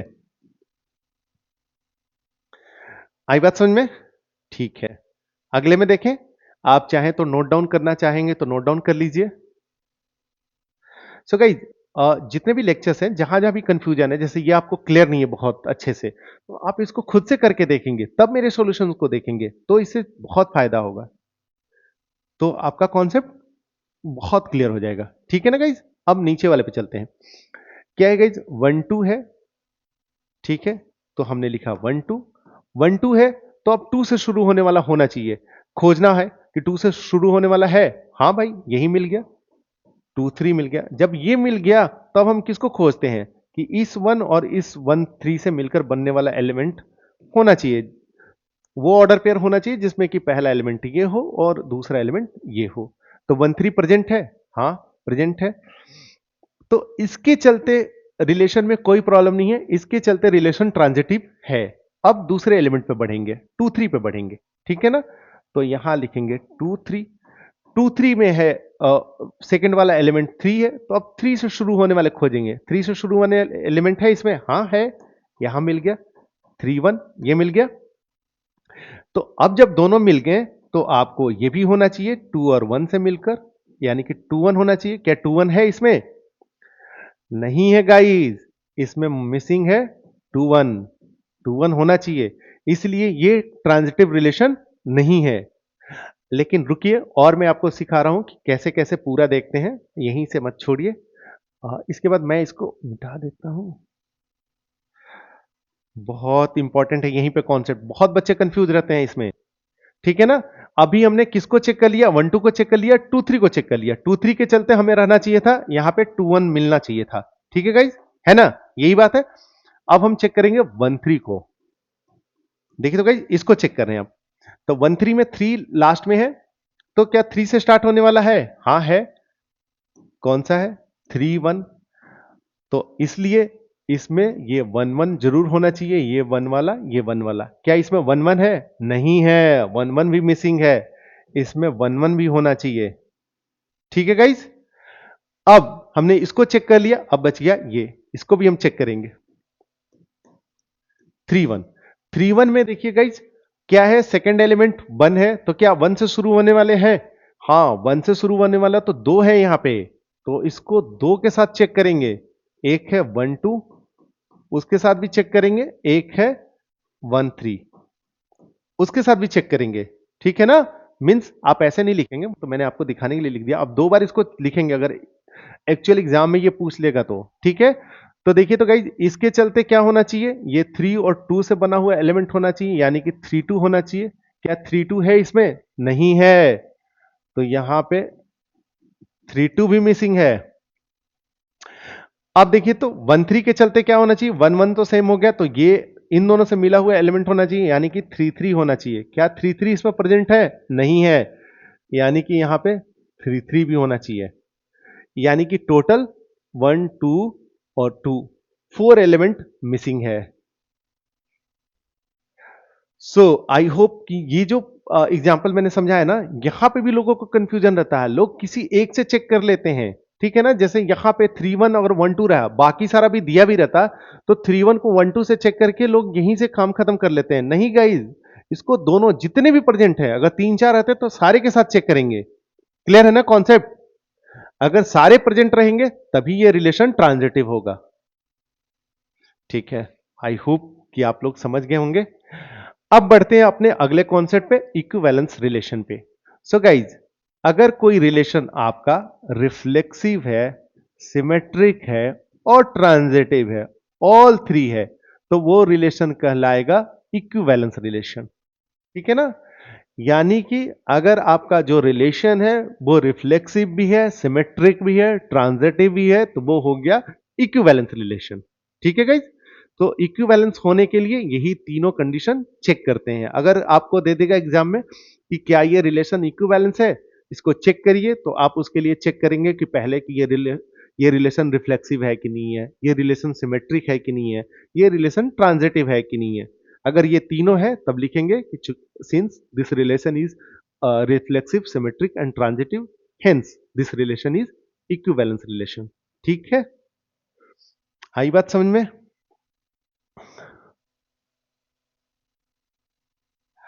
ठीक है, तो इक्विवेलेंस रिलेशन पे तो बहुत इंपॉर्टेंट है। हम अभी जितने क्वेश्चंस करेंगे, इसके बाद नेक्स्ट क्लास में हम करेंगे एनसीईआरटी और एग्जाम्पलर के क्वेश्चन, उसके बाद हम लोग करेंगे पीवाईएसपी। दोनों में कम से कम 50% क्वेश्चन तो यही रहेगा कि हमें इक्विवेलेंस रिलेशन ही चेक करना रहेगा। ठीक है, तो अभी फिलहाल के लिए छोड़ते हैं। ठीक है, उन क्वेश्चन वहीं पर डिस्कस करेंगे। अब आते हैं, बढ़ते हैं अपने अगले क्लास में, इक्विवेलेंस क्लास। ठीक है, क्या होता है इक्विवेलेंस क्लास? बहुत इंपॉर्टेंट है, बहुत बच्चे कंफ्यूज रहते हैं इसमें। ठीक है, तो क्या कह रहा है कि an equivalence relation R in set A is given by ऐसा। सो क्या दिया हुआ गाइज, एक रिलेशन दिया हुआ है आर। ठीक है, वो यहां पे दिया हुआ है, और वो रिलेशन कैसा है? वो रिलेशन इक्विवेलेंस है। ठीक है ना, ये हमारे हमको ऑलरेडी दिया हुआ है, हमको फाइंड नहीं करना है कि ये रिलेशन इक्विवेलेंस है या नहीं है। ठीक है, तो क्या कह रहा है कि इक्विवेलेंस क्लास फाइंड करना है आपको इसके एलिमेंट्स का। तो चलिए बढ़ते हैं, सॉल्व करते हैं, देखते हैं। सो गाइज, इस रिलेशन में क्या दिया हुआ, a plus b equal to even number, यानी कि दो नंबर्स हैं जिनका सम होना चाहिए इवन नंबर, और a और b कौन से हो सकते हैं? वन, जिसमें से सेट a के ही एलिमेंट होंगे। सो गाइज, हमको तो पता है ना कि even plus even equal to even होता है, या odd plus odd equal to even होता है। अगर आप इवन प्लस ऑड लेंगे तो ये हो जाएगा ऑड, और ऑड प्लस इवन भी लेंगे तो ये भी हो जाएगा ऑड। इनको आपको नहीं लेना है। ठीक है, क्या दिया हुआ है कि दो नंबर ऐसे लेना है जिनका सम होना चाहिए इवन नंबर। तो इट मीन्स कि ए बी दोनों या तो इवन होगा या तो दोनों ऑड होगा। क्लियर हो गया ना यहां से? तो चलिए, तो जब अब रिलेशन अगर हमको लिखना होगा तो हम कैसे लिखेंगे? ऐसे लिखेंगे, वन किसके साथ आएगा? वन और थ्री लेंगे, ठीक है ना? क्या करेंगे कि दोनों ऑड, अभी वन ले रहे हैं तो दोनों ऑड होना चाहिए, ए और बी दोनों ऑड होना चाहिए, तभी जाके ये इवन नंबर होगा। तो one plus three four even number है। वन के साथ आएगा, सॉरी, वन के साथ वन भी तो आएगा, वन के साथ वन, वन के साथ थ्री, वन के साथ थ्री और वन के साथ फाइव, ठीक है। और अब लेंगे टू, वन के साथ खत्म हो गया क्योंकि फाइव तक ही था, अब टू के साथ लेते हैं। तो देखिए टू एक इवन नंबर है तो इवन नंबर के साथ इवन नंबर ही लेंगे, टू के साथ लेंगे फोर, और कोई element, sorry again miss, two के साथ टू और टू के साथ फोर। यही हो गया आपका रिलेशन। जो दिया हुआ रिलेशन है आप उसको रोस्टर फॉर्म में लिखेंगे तो यही आएगा ना। उसके एलिमेंट होंगे one one, one three, one five और टू टू और टू फोर, ठीक है। सो गाइज, यहां पे हम जा रहे हैं इंट्रोड्यूस करने इक्विवेलेंस क्लास। सो गाइज, अगर आप यहां पे लिखेंगे, हम इक्विवेलेंस क्लास को ऐसे लिखते हैं, तो वन का इक्विवेलेंस क्लास होगा वन थ्री फाइव। ऐसे पूछता है इक्विवेलेंस क्लास, अगर पूछ रहा है वन का तो इसको ऐसे लिखते हैं बड़े वाले ब्रैकेट के अंदर। और इसका वन का इक्विवेलेंस क्लास कौन सा होता है? वो सारे एलिमेंट जो वन से रिलेटेड हैं। यानी कि अगर वन से रिलेटेड कौन कौन से जो जो एलिमेंट होंगे वो होंगे आपके इक्विवेलेंस क्लास वन के, ठीक है ना। तो देखिए, तो वन के साथ वन रिलेटेड है, थ्री रिलेटेड है, फाइव रिलेटेड है, तो वन के इक्विवेलेंस क्लास में आएगा वन थ्री फाइव। इसी तरह से अगर टू का इक्विवेलेंस क्लास निकालेंगे तो टू के साथ टू है और फोर है, तो आएगा टू और फोर, ठीक है गाइज। अच्छा, ओह माय बैड, मैंने इसमें इनकम्प्लीट ही लिखा था, वन वन वाला ही लिखा था, टू और थ्री वाला सारे फोर छोड़ दिया था मैंने, ठीक है ना। इसमें और भी एलिमेंट होंगे ना, टू वन के साथ और टू के साथ लिख दिया, थ्री के साथ लिखेंगे ना, three one, three three, three five. इसी तरह से फोर के साथ होगा टू, फोर के साथ होगा फोर, इसी तरह से फाइव के साथ होगा वन, फाइव के साथ होगा थ्री और फाइव के साथ होगा फाइव। तब जाके ये बनेगा पूरा कंप्लीट रिलेशन जो कि दिया हुआ है, ठीक है। ओके गाइज, सो गाइज अब देखिए, तो टू का आपने ये लिखा, थ्री का इक्विवेलेंस क्लास हम कैसे लिखेंगे? ऐसे लिखते हैं थ्री। तो थ्री के इक्विवेलेंस क्लास को निकालने के लिए हम देखते हैं कि किन किन से रिलेटेड है। तो वन थ्री फाइव, ये भी आ गया वन थ्री फाइव। फोर का भी लिख लेते हैं, तो फोर का इक्विवेलेंस क्लास आया टू और फोर से रिलेटेड है, तो आ गया टू और फोर। फाइव का लिख लेते हैं, वन थ्री और फाइव आएगा, ठीक है। सो गाइज, यहां पे देखिए हमने इक्विवेलेंस क्लास डिफाइन किया है क्या, कि वो सारे एलिमेंट जो उससे रिलेटेड रहेंगे उस रिलेशन के अकॉर्डिंग। यहां पे दिया हुआ है relation a plus b equal to even number, इस रिलेशन के अकॉर्डिंग वन से ये सारे एलिमेंट रिलेटेड हैं, ठीक है गाइज। ठीक है, ये आई होप कि क्लियर हो गया। तो सेकेंड पॉइंट आप देखिए, तो गाइज यहां पे आप नोट करिए कि जो वन थ्री और फाइव तीनों का जो इक्विवेलेंस क्लास है वो सेम है, ठीक है ना। यानी कि इक्विवेलेंस क्लास वन का लिखा आपने, वन थ्री फाइव उसके एलिमेंट है, वन वन थ्री फाइव से रिलेटेड है, तो थ्री भी तो वन से रिलेटेड है, फाइव भी तो वन से रिलेटेड है, ठीक है ना। तो इस तरह इन तीनों का जो इक्विवेलेंस क्लास आएगा वो सेम आएगा। उसी तरह से टू को देखिए, टू फोर से रिलेटेड है और फोर भी टू से और फोर से रिलेटेड है, तो इन दोनों का इक्विवेलेंस क्लास सेम आएगा, ठीक है ना। क्यों? क्योंकि टू फोर से रिलेटेड है तो फोर भी टू से रिलेटेड होगा। आई बात समझ में? क्लियर है ये? अब नेक्स्ट कॉन्सेप्ट पे आते हैं। सो गाइज, इक्विवेलेंस क्लास हमने लिख लिया, तो यहां पे दिया हुआ सेट आपका ऐसे था, one two three four five. जो इक्विवेलेंस क्लास है वो सेट ए के पार्टीशन बनाते हैं, ठीक है ना। तो यहां पे दो पार्टीशन बना हुआ है, इक्विवेलेंस क्लास वन और इक्विवेलेंस क्लास टू, इनको हम हटा ही देते हैं, ठीक है गाइज। जो सेट ए है वो दो पार्ट में डिवाइड हो गया है, एक हो गया इक्विवेलेंस क्लास वन, एक हो गया equivalence class equivalence class of 2। ठीक है, देखिए तो गाइस, जो पूरा सेट ए है उसके एलिमेंट दो तरह से डिवाइड हो गए। पहला 1 का इक्विवेलेंस क्लास 1 2 1 3 5 है, उसी तरह से, और 2 का इक्विवेलेंस क्लास 2 और 4 है, दोनों मिला के पूरा सेट हो गए। यहां पे मैंने इक्विवेलेंस क्लास 1 का और 2 का लिखा, आप चाहे तो 3 का भी 5 का भी लिख सकते हैं, इसमें लिखने में कोई प्रॉब्लम नहीं है। यानी कि ये दो तरह के इक्विवेलेंस क्लास में पूरा ये सेट ए डिवाइड होगा, एक 1 वाला, एक हो गया 2 वाला। इसको ही कहते हैं सेट का पार्टीशन। तो ये जो पूरा सेट है इसका पार्टीशन हो गया, ये दो पार्ट में डिवाइड हो गया। ठीक है गाइस, अकॉर्डिंग टू रिलेशन, अगर कुछ दूसरा रिलेशन दिया रहता तो इस तरह से बहुत सारे पार्ट में डिवाइड हो जाता। ठीक है, इसको हटा दूं, अब इसको जनरलाइज कर लेते हैं। आई होप कि आप समझ में आ गया होगा। कोई सेट ए है गाइज, और उसमें एक रिलेशन आर दिया हुआ है। ठीक है गाइज, कोई सेट ए है और उसमें एक रिलेशन आर दिया हुआ है। वो आर जो रिलेशन है वो इक्विवेलेंस रिलेशन है। तो इक्विवेलेंस रिलेशन है तो उसके चलते क्या होगा कि वो उस रिलेशन के चलते उस सेट का पार्टीशन हो जाएगा। कैसे? A one, sorry, A two, A three, ऐसे करके ए एन पार्ट्स में। ठीक है ना, ये अलग अलग इक्विवेलेंस क्लास है। ठीक है ना, सपोज कि एन इक्विवेलेंस क्लास में पार्टीशन हो जाएगा। ठीक है ना, इस केस में हमारा जो हमने एग्जांपल लिया था, इस केस में एन इजकल टू 2 था। क्यों? क्योंकि सिर्फ दो ही पार्ट में डिवाइड हुआ था। ठीक है ना, तो जो ये एन पार्ट में डिवाइड होगा, ये डिपेंड करेगा कि आपका रिलेशन कैसा है। ठीक है ना, कोई किसी रिलेशन में 3 में डिवाइड होगा, किसी में 4 में होगा, किसी में 6 में होगा, किसी में सिर्फ एक रहेगा, कोई डिवाइड नहीं होगा। ठीक है ना, तो जो ये n का वैल्यू है, ये हो सकता है n इजकल टू 1 से लेके इन्फानाइट, सॉरी इन्फानाइट, कितना भी हो सकता है अकॉर्डिंग टू रिलेशन। ठीक है, तो उसमें नहीं जाना ज्यादा, ये जाना है कि जो सेट ए होता है, अगर उसमें एक रिलेशन दिया हुआ है जो कि इक्विवेलेंस है, तो वो क्या होता है कि वो रिलेशन सेट को कुछ पार्ट्स में डिवाइड कर देता है। ठीक है गाइज, ये जिस पार्ट्स में डिवाइड करता है ये अलग अलग क्लास है। ठीक है ना, एक A1 हो गया क्लास, एक A2 हो गया इक्विवेलेंस क्लास, तीसरा A3 हो गया एक इक्विवेलेंस क्लास। इस तरह से n पार्ट्स में डिवाइड कर देता है।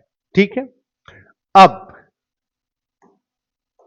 थोड़ा ही कॉन्सेप्ट है, डिफिकल्ट तो नहीं है, नहीं समझ में आएगा दोबारा पढ़ेंगे आप। अब देखिएगा, A1 union A2 union A3 union, ऐसे ही यूनियन AN, जब सबका यूनियन लेंगे, जितने पार्ट्स में डिवाइड होगा, तो ये बन जाएगा सेट ए। क्लियर है, समझ में आया? जब इन सारे का यूनियन लेंगे, यानी इन सबका समूह लेंगे, तो बन जाएगा यही जो सेट, जिसमें से जिस सेट में से डिवीजन हुआ था वही सेट बन जाएगा। और अगर आप इंटरसेक्शन लेंगे, तो इंटरसेक्शन को तो ऐसे दिखा देते हैं, ए आई और ए जे, ए आई जे यहां पर लिख देते हैं, फॉर ऑल आई जे हैं 1 से लेकर n तक। ठीक है ना, सेट ए का पार्टीशन इन इक्विवेलेंस क्लास में हो गया है, तो किसी भी दो इक्विवेलेंस क्लास को लेंगे, इसको और इसको लेंगे, या इसको लेंगे, या इसको लेंगे, तो उनमें कुछ भी कॉमन नहीं होगा, उनका इंटरसेक्शन आएगा फाई। ठीक है ना, इसका जो इंटरसेक्शन आएगा ये आएगा फाई, इसमें कुछ भी कॉमन नहीं होगा। ठीक है ना, आपने यहां पे देखा था ना, 1 के इक्विवेलेंस क्लास में आया था 1 3 5, और 2 के इक्विवेलेंस क्लास में आया था 2 और 4। तो एक इक्विवेलेंस क्लास दूसरे से कंप्लीटली डिफरेंट होता है। ठीक है ना, क्लियर है? सो रिकैप कर लेते हैं, कुछ भी नहीं है कई। क्या होता है कि जब भी किसी सेट में एक रिलेशन दिया रहता है, वो रिलेशन कैसा हो, अगर वो रिलेशन इक्विवेलेंस हो, तो क्या करता है कि वो रिलेशन उस सेट को कुछ पार्ट्स में डिवाइड कर देता है। ठीक है, और जिस पार्ट्स में डिवाइड करता है, जितने भी पार्ट्स में, वो सारे पार्ट्स एक दूसरे से रिलेटेड, सॉरी एक दूसरे से डिफरेंट होते हैं। जैसे देखिए गाइज, यहाँ पे दो पार्ट में डिवाइड किया, इक्विवेलेंस क्लास 1, इक्विवेलेंस क्लास 2। ठीक है ना, और ये 1 2 की जगह आप कोई भी नंबर ले सकते हैं, ये 2 वाला लिया, 2 की जगह 4 भी लिख सकते थे, और यहाँ 1 की जगह 1 3 5 तीनों में से कोई ले सकते थे। तो ये दो इक्विवेलेंस क्लास में डिवाइड कर दिया, और इन दोनों का अगर यूनियन लेंगे तो सेट ये मिल जाएगा। अगर इन दोनों का इंटरसेक्शन लेंगे तो कुछ भी नहीं मिलेगा, 5 होगा। क्यों? क्योंकि इन दोनों में कुछ भी कॉमन नहीं है। तो इसी तरह से हमने जनरल लिख दिया कि कोई एक सेट ए है, उसमें सपोज n एलिमेंट्स है, ठीक है ना, बहुत सॉरी n इक्विवेलेंस क्लास है, तो सबका अगर यूनियन लेंगे तो वही सेट मिल जाएगा, अगर उनका इंटरसेक्शन लेंगे तो मिलेगा 5। ठीक है, आई होप कि क्लियर हो गया होगा। चलिए फैक्ट्स देख लेते हैं इक्विवेलेंस क्लास का। क्या कह रहा? Equivalence class is denoted by the notation ऐसे। क्या करते हैं? बड़ा वाला ब्रैकेट लेते हैं और उसके अंदर वन का इक्विवेलेंस क्लास लेना है तो ऐसे लिखते हैं, every element belongs to exactly one equivalence class. ठीक है ना, जैसे सपोज कोई सेट ए है 1 2 3 ऐसे करके 8 9 10 10 एलिमेंट्स है, तो सपोज इसका एक एलिमेंट लेते हैं 8, तो 8 अगर इसमें एक रिलेशन बनाते हैं इस सेट में जो कि इक्विवेलेंस है, तो उसमें जो एलिमेंट 8 होगा वो सिर्फ एक ही इक्विवेलेंस क्लास में एग्जिस्ट करेगा। ये नहीं कि इसका इसका जब पार्टीशन होगा, सपोज 10 इक्विवेलेंस क्लास बनता है, तो ये नहीं कि सारे में ये रहेगा, हर एक 10 में। ठीक है ना, क्लियर है? ठीक है, यही कहना चाह रहे थे। अब क्या कह रहे थे कि इक्विवेलेंस क्लास का डिसजॉइंट होते हैं, यानी उनका इंटरसेक्शन लेंगे किसी दो का तो वो मिलेगा नल या वॉइड सेट। ठीक है, the union of all equivalence class is the original set. ठीक है, इस सपोज इस सेट का अगर 5 इक्विवेलेंस क्लास है, पांचों का यूनियन लेंगे तो फिर यही सेट मिल जाएगा। ठीक है ना, हमने बहुत बार पढ़ लिया इसको। Two elements are equivalent if and only if their equivalence classes are equal. क्या कह रहा है? अभी हमने जो एग्जांपल देखा ना, 1 का इक्विवेलेंस क्लास और 3 का इक्विवेलेंस क्लास दोनों का सेम था, तो यानी कि 1 और 3 इक्विवेलेंट है। ठीक है ना, पूछेगा कि कौन से एलिमेंट इक्विवेलेंट है। ऑब्जेक्टिव में पूछ सकता है कि एक सेट दे देगा, रिलेशन दे देगा, तो पूछ लेगा आपको 1 का इक्विवेलेंट कौन सा है, तो आप उसमें से फाइंड कर लेंगे। तो 1 और 3 इक्विवेलेंट है, 1 और 5 इक्विवेलेंट है, और 3 और 5 इक्विवेलेंट है। ठीक है ना, अब क्या कह रहा है? A relation which is not an equivalence relation will have the no partition and no equivalence classes। ये बहुत इंपॉर्टेंट है, बहुत बच्चे इसमें, बहुत बच्चों को डाउट होता है। हटा दें? चलिए यहां पे लिखेंगे तब तो पता चलेगा। एक सेट लेते हैं, सॉरी सॉरी, यहां पे लिख यहां पे लिखते हैं एक सेट 1 2 3 4 और 5। ठीक है गाइस,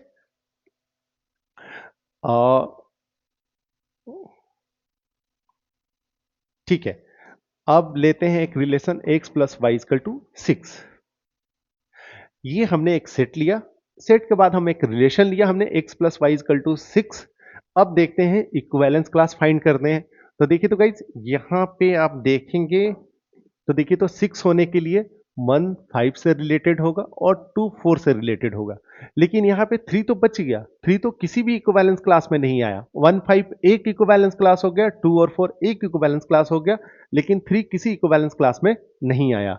ये बहुत बच्चों का कंफ्यूजन होता है। सो गाइज यहाँ पे क्लियर करना है कि इक्विवेलेंस क्लास कब निकालना है, जब आपका रिलेशन इक्विवेलेंट हो, सॉरी इक्विवेलेंस रिलेशन हो। ठीक है ना गाइज, देखिए तो क्या ये रिलेशन इक्विवेलेंस है? इसमें तो सिर्फ 2 ही एलिमेंट है। इस जो ये हमने जो रिलेशन बनाया है, अगर इसको हम यहां लिखते हैं तो इसके एलिमेंट क्या क्या है? 1 के साथ 5 है और 2 के साथ 4 है। क्या ये एक इक्विवेलेंस रिलेशन है? नहीं गाइज, अभी हमने पढ़ा है कि इक्विवेलेंस होने के लिए क्या क्या होना चाहिए? रिफ्लेक्सिव होना चाहिए, सिमेट्रिक होना चाहिए और ट्रांजिटिव होना चाहिए, आरएसटी होना चाहिए। ठीक है गाइज, तो देखिए तो और रिफ्लेक्सिव होने के लिए क्या होना चाहिए? 1 1 2 2 3 3 4 4 5 5 प्रेजेंट होना चाहिए। इसमें तो 1 1 ही प्रेजेंट नहीं है, बाकी का तो बात ही छोड़ दीजिए। तो ये रिलेशन रिफ्लेक्सिव ही नहीं है, तो सिमेट्रिक और ट्रांजिटिव चेक करना ही नहीं है, तो ये रिलेशन इक्विवेलेंस रिलेशन नहीं है। सो गाइज, जब भी ये सेट दिया रहेगा और रिलेशन इक्विवेलेंस रहेगा तभी पार्टीशन होगा। ठीक है ना, क्लियर है ना? तो क्या कह रहा है कि रिलेशन विच हैव जो इक्विवेलेंस नहीं होगा उसमें कोई पार्टीशन नहीं होगा, कोई इक्विवेलेंस क्लास एग्जिस्ट नहीं करेगा। ठीक है, आई होप कि ये आपको क्लियर हो गया है। अगला, सो गाइस इसके बहुत डेप्थ में नहीं जाएंगे, यहां पे देख लीजिए अभी तक हमने जो रिलेशन हम देख रहे थे, ठीक है गाइस, वो सारे रिलेशन ऐसा रह रहा था कि उसमें ऐसे एलिमेंट रह रहे थे 1 और 5 ऑर्डर पेयर्ड रह रहे थे। ठीक है ना, और इस रिलेशन को ऐसे भी लिख ले सकते थे 1 रिलेटेड है 5 से, ऐसे लिखते थे। लेकिन यहां पे देखिए तो गाइज ऐसे लिखा हुआ है, ये क्या लिखा हुआ है, ए बी रिलेटेड है सी डी से। ठीक है गाइज, तो यहां पे क्या है, यहां पे जो ऑर्डर्ड पेयर, एक ऑर्डर पेयर है वही रिलेटेड रहते हैं, यहां पे ऑर्डर्ड पेयर का ऑर्डर्ड पेयर रिलेटेड है। ठीक है ना, हटा दूं, फिर से समझाता हूं। देखिए गाइज यहां पे क्या कर रहा है, define the relation R in the set N cross N as follow for a comma b c comma d member है किसके, N cross N. N cross N मतलब नेचुरल नंबर है, नेचुरल नंबर गुने natural number. A b c d are ऐसे define है relation कोई। So guys यहां पे क्या है, ये जो रिलेशन आएगा, सपोज ऐसे कोई रिलेशन आएगा, तो इसके जो एलिमेंट होंगे वो ऐसे होंगे 1 5 और 1 8 फॉर एग्जाम्पल ऐसे ले रहे हैं। यानी कि यहां पे जो दूसरा हम रिलेशन लिखते थे वो ऐसे रहता था, 1 और 5 ऐसे एलिमेंट रहता था, फिर दूसरा रहता था। लेकिन ये जो एलिमेंट है इसी के इक्विवेलेंट में ये रिलेशन ये है। यहां पे जो दो, यहां पे जो ऑर्डर पेयर होता था दो नंबर्स का होता था, यहां पे जो ऑर्डर पेयर होगा वो दो ऑर्डर पेयर का ऑर्डर पेयर होगा। ठीक है ना, आई बात समझ में। बहुत बच्चे इसको देखकर कंफ्यूज हो जाते हैं, डर जाते हैं, बस यही फर्क है। यहाँ पे जो हमारा रिलेशन होता था उसके एलिमेंट होता था ऑर्डर पेयर, यहाँ पे जो रिलेशन होगा उसका भी एलिमेंट होगा ऑर्डर पेयर, लेकिन उस ऑर्डर पेयर में वो जो ऑर्डर पेयर होगा वो भी ऑर्डर पेयर्ड का ऑर्डर पेयर होगा। ठीक है, आई होप कि मैंने इसको क्लियर कर दिया।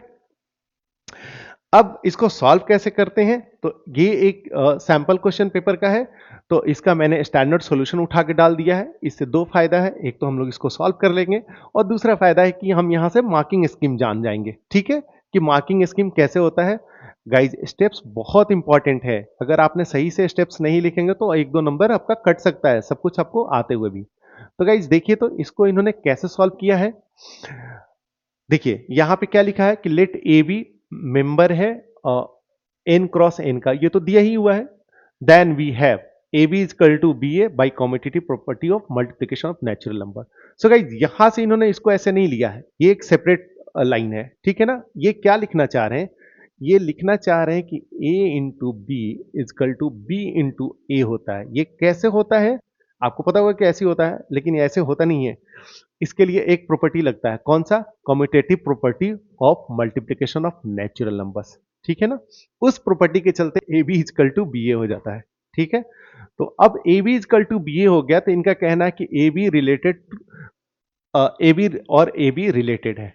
कैसे देखते हैं गाइज, इसको अब हटा देते हैं आप, सॉरी समझ गए हैं आप, तो इसको ऐसे लिख लेते हैं, ए बी रिलेटेड है, जो ऊपर दिया वो वही लिख रहा हूं। ठीक है, if and only if AD is equal to BC। ठीक है गाइज, अब क्या कह रहा कि यहां पे AD is equal to BC था, उसके जगह पे आ गया AB is equal to AB। Sorry यहां हटा देते हैं, यहीं पे लिखते हैं, दूसरे कलर से लिखते हैं, कंपेयर करना आसान हो जाएगा। AB is equal to, sorry BA, यही है ना, हमने लिखा AB is equal to BA, ये तो हम ऐसे लिख सकते हैं ना by commutative property of multiplication, हम अपने अपने मन से लिख दिया। अब उसको हम यहां से कंपेयर कर लेते हैं। देखिए तो A और A सेम है, B और B सेम है, इट मीन्स कि ये वाला तो सेम रहेगा, ए बी रिलेशन लिख दिए। यहां पे C है, देखिए तो कहीं C की जगह पे क्या आ गया है, A आ गया है, D की जगह पे क्या आ गया है, D की जगह पे B आ गया है, तो यहां पे B आ गया है, तो यानी ए बी रिलेटेड है ए बी से। ठीक है ना, तो इन्होंने उल्टा प्रूफ किया है, इसको लाया है, फिर उसके बाद यहां से लिख दिया कि हेंस आर इज रिफ्लेक्सिव, तो इसलिए हो गया आर एक रिफ्लेक्सिव फंक्शन हो गया। ठीक है ना, क्लियर है ना। आप चाहते तो उल्टा भी कर सकते थे कि पहले रिफ्लेक्सिव मान लेते हैं, फिर उसके बाद दिखाते हैं कि क्या ये कंडीशन सही है, तो वैसे भी आप कर सकते थे। ठीक है ना, चलिए हमने यहां तक कर लिया, अब बढ़ते हैं। तो देखिए तो गाइस, अगर आपने सिर्फ रिफ्लेक्सिव किया, ठीक है, तो आपको कितने मार्क्स मिलेंगे, 1 मार्क्स मिलेगा, 1 मार्क मिलेगा। ठीक है, बढ़े आगे। अब इसको एक काम करते हैं कि हटा देते हैं। चलिए अब अगला प्रूफ करते हैं। देखिए तो गाइस, इन्होंने क्या लिखा है कि लेट ए बी और सी डी मेंबर है एन क्रॉस एन का, तो यहां पे इन्होंने लिखा let a b c d member है n क्रॉस n का such that the a B related है सी डी से। तो इन्होंने ऐसे ही ले लिया, पहले इसी को लिखा है, ठीक है। तो अगर ये ए बी रिलेटेड है सी डी से तो A D equal to B C होगा, हमने लिखा ही है A D equal to B C, ठीक है। अब क्या कह रहा है कि A D equal to B C को C B equal to D A लिख सकते हैं। कैसे लिख दिया इन्होंने, देखिए तो इन्होंने लिखा है A D equal to B C को। तो पहले इन्होंने क्या किया है कि एक स्टेप स्किप कर गया है। आप लिखेंगे ऐसे b c equal to a d, LHS को आरएचएस में लाया आपने, आरएचएस को एलएचएस में लाया, ला सकते हैं, कोई प्रॉब्लम नहीं है। अब उसके बाद लगाएंगे आप commutative property of multiplication of natural number, ठीक है ना। उसके बाद नेक्स्ट स्टेप में लगाएंगे, तो कैसे लिखेंगे c B equal to D a, ठीक है। इसको फिर अगेन यहां पे लिखते हैं, इससे हमारा कंपेयर करना आसान हो जाएगा आपको दिखाने के लिए डी ए, ठीक है गाइज। देखिए तो गाइज ए की जगह सी आ गया, यानी कि जब a B related to C d था तो ये था, तो अब क्या आ गया ए की जगह सी आ गया। तो हमको अब यहां ऐसे लिखना है, दूसरा कलर ले लेते हैं ताकि आपको क्लियरली पता चले। तो देखिए तो गाइस यहां पे ए था तो ए की जगह सी आ गया, तो हम अब इसको लिख रहे हैं तो ये लिखेंगे सी। अब देखिए तो यहां पे बी है, बी यहां पे है, बी की जगह आ गया है d, c B equal to d है, बी की जगह डी आ गया तो यहां लिखेंगे डी। यहां देखिए यहां पे सी लिखना है, सी की जगह आ गया है ए, इसको लिखेंगे ए। अब यहां पे डी है, डी की जगह आ गया है बी। तो देखिए तो गाइज हम चले थे कि ए बी रिलेटेड है सी डी से, अब हमको मिल गया कि सी डी रिलेटेड है ए बी से, इसलिए हो गया सिमेट्रिक, ठीक है ना। याद है ना आपको सिमेट्रिक में मैंने बताया था कि अगर 1 3 है तो 3 1 भी होना चाहिए। तो देखिए तो गाइज यहां पे ए बी और सी डी है तो सी डी और ए बी भी होना चाहिए, जो कि आपको मिल गया, इसलिए ये रिलेशन सिमेट्रिक है। तो अगर आप सिमेट्रिक प्रूफ कर देंगे तो आपको मिलेगा 1.5 मार्क्स। अगर सिर्फ आप इतना ही करके छोड़ देते हैं तो 2.5 मार्क्स मिल जाता है, यानी कि 2.5 मार्क्स आपको मिल जाता, ठीक है ना। बढ़े आगे, अब बढ़ते हैं आगे ट्रांजिटिव की तरफ। तो क्या लिखा है इन्होंने, गाइज रिफ्लेक्सिव रिलेशन, सॉरी इस रिलेशन को प्रूफ करना है कि ये एक इक्विवेलेंस रिलेशन है, और इक्विवेलेंस रिलेशन प्रूफ करने के लिए आपको प्रूफ करना रहता है कि ये आर भी है, एस भी है और टी भी है। आर से रिफ्लेक्सिव है, सिमेट्रिक है, ट्रांजिटिव है। हमने अभी प्रूफ कर दिया कि रिफ्लेक्सिव है, सिमेट्रिक है। अब आते हैं ट्रांजिटिव पे। तो यहाँ ट्रांजिटिव के लिए लिया कि इन्होंने कि ये 3 एलिमेंट है एन क्रॉस एन का, such that A B related है सी डी से और सी डी रिलेटेड है ई एफ से, ठीक है ना। ये दो इन्होंने दे दिया है। एक काम करते हैं, इसको हटाते हैं, क्लीन करके लिखते हैं, ठीक है ना, उससे काफी कुछ पता चलेगा। ए बी रिलेटेड है सी डी से, so guys A B related है सी डी से, तो इससे क्या मिलेगा आपको गाइज, यहां से इससे क्या मिलता था a D equal to B C, ठीक है। अब देखिए तो दूसरा क्या दिया हुआ है कि सी डी रिलेटेड है ई एफ से। याद करिए कि कैसे रहता था, यहां जो एलिमेंट रहता था ए जैसे ये ए और बी रहता था तो दूसरा बी से शुरू, सॉरी यहां पे नहीं, यहां पे लिखता हूं तो पता चलेगा आपको। देखिए तो गाइस ए बी रहता था तो दूसरा एलिमेंट होना चाहिए था बी से सी, ठीक है ना। तो देखिए तो यहां पे जो एलिमेंट है वही यहां से शुरू हो रहा है, तो सी डी से ई एफ है। तो देखिए तो गाइस सी डी से रिलेटेड है ई एफ से। तो गाइज अब देखिए तो सी डी रिलेटेड है ई एफ से, तो आप क्या लिखेंगे, देखिए क्या लिखते थे ए डी बी सी, यहां पे ए वाला ये आता था तो यहां पे आएगा सी, इसके बाद ये आता था डी, ये आएगा एफ, यहां पे आता था बी ये वाला तो यहां पे आएगा डी, और यहां पे आता था सी तो ये वाला आएगा ई, ठीक है। तो पहला कंडीशन दिया हुआ है ये, तो इससे मिला ये, दूसरे वाले कंडीशन से मिला ये। चलिए अब क्या करेंगे, देखिए इसके बाद इन्होंने सीधे ऐसे लिख दिया है, आप ऐसे नहीं, आप लिखेंगे कि हम इनको दोनों को आप नंबरिंग कर देंगे इक्वेशन 1 इक्वेशन 2, या लिख देंगे कि सीधे कि एबव 2 को हम मल्टीप्लाई कर रहे हैं, आप यहां पे इसको दोनों को मल्टीप्लाई करने जा रहे हैं, ठीक है गाइज, क्लियर है ना। यहां पे हम मल्टीप्लाई कर रहे हैं, तो देखिए तो इन दोनों को मल्टीप्लाई करेंगे तो क्या मिलेगा, a d c f b c into d, ठीक है ना। एलएचएस को एलएचएस से मल्टीप्लाई किया, आरएचएस को आरएचएस से मल्टीप्लाई किया, ठीक है, ये मिल गया। अब बढ़ते हैं आगे, देखिए तो इन्होंने क्या किया है कि जो भी एक्स्ट्रा था उसको इन्होंने कैंसिल आउट करा दिया है। तो देखिए तो गाइस ए है इधर नहीं कैंसिल होगा, डी है इधर, हाँ डी डी यहां प्रेजेंट है तो कैंसिल हो गया। सी प्रेजेंट है, हाँ कैंसिल हो गया। एफ प्रेजेंट है, नहीं, तो बच गया क्या, बच गया a f equal to b e. ठीक है गाइस, अब देखिए तो हम इससे ये लिखते थे, क्या इससे हम ये लिख सकते हैं? हाँ लिख सकते हैं, चलिए आते हैं। तो कैसे लिखते हैं, यहां पे और यहां पे जो एलिमेंट रहता है वो यहां पे है, यानी कि ये होना चाहिए, ये हो गया ए। अब ये जो एफ है दूसरा एलिमेंट डी यहां वाला है, तो ये जो एफ है वो यहां रहेगा। अब देखिए यहां पे जो बी है वो इसका सेकंड एलिमेंट होता है, तो ये बी यहां पे आएगा। अब देखिए तो ये जो ई है वो तो यहां पे आएगा, तो A B related to E F हो गया। देखिए तो guys, A B related to C D है, सी D related to E F है, तो यहां से प्रूफ हो गया कि ए बी रिलेटेड है ई एफ से। ठीक है ना गाइज, तो ये दोनों प्रेजेंट रहेंगे तो इसका प्रेजेंट रहना जरूरी है, तभी वो रिलेशन ट्रांजिटिव होगा। तो इसलिए ये रिलेशन ट्रांजिटिव है। देखिए इन्होंने लिखा है hence R is transitive since R is reflexive symmetric and transitive, इसलिए R is an equivalence relation on N cross N. ठीक है, आई बात समझ में?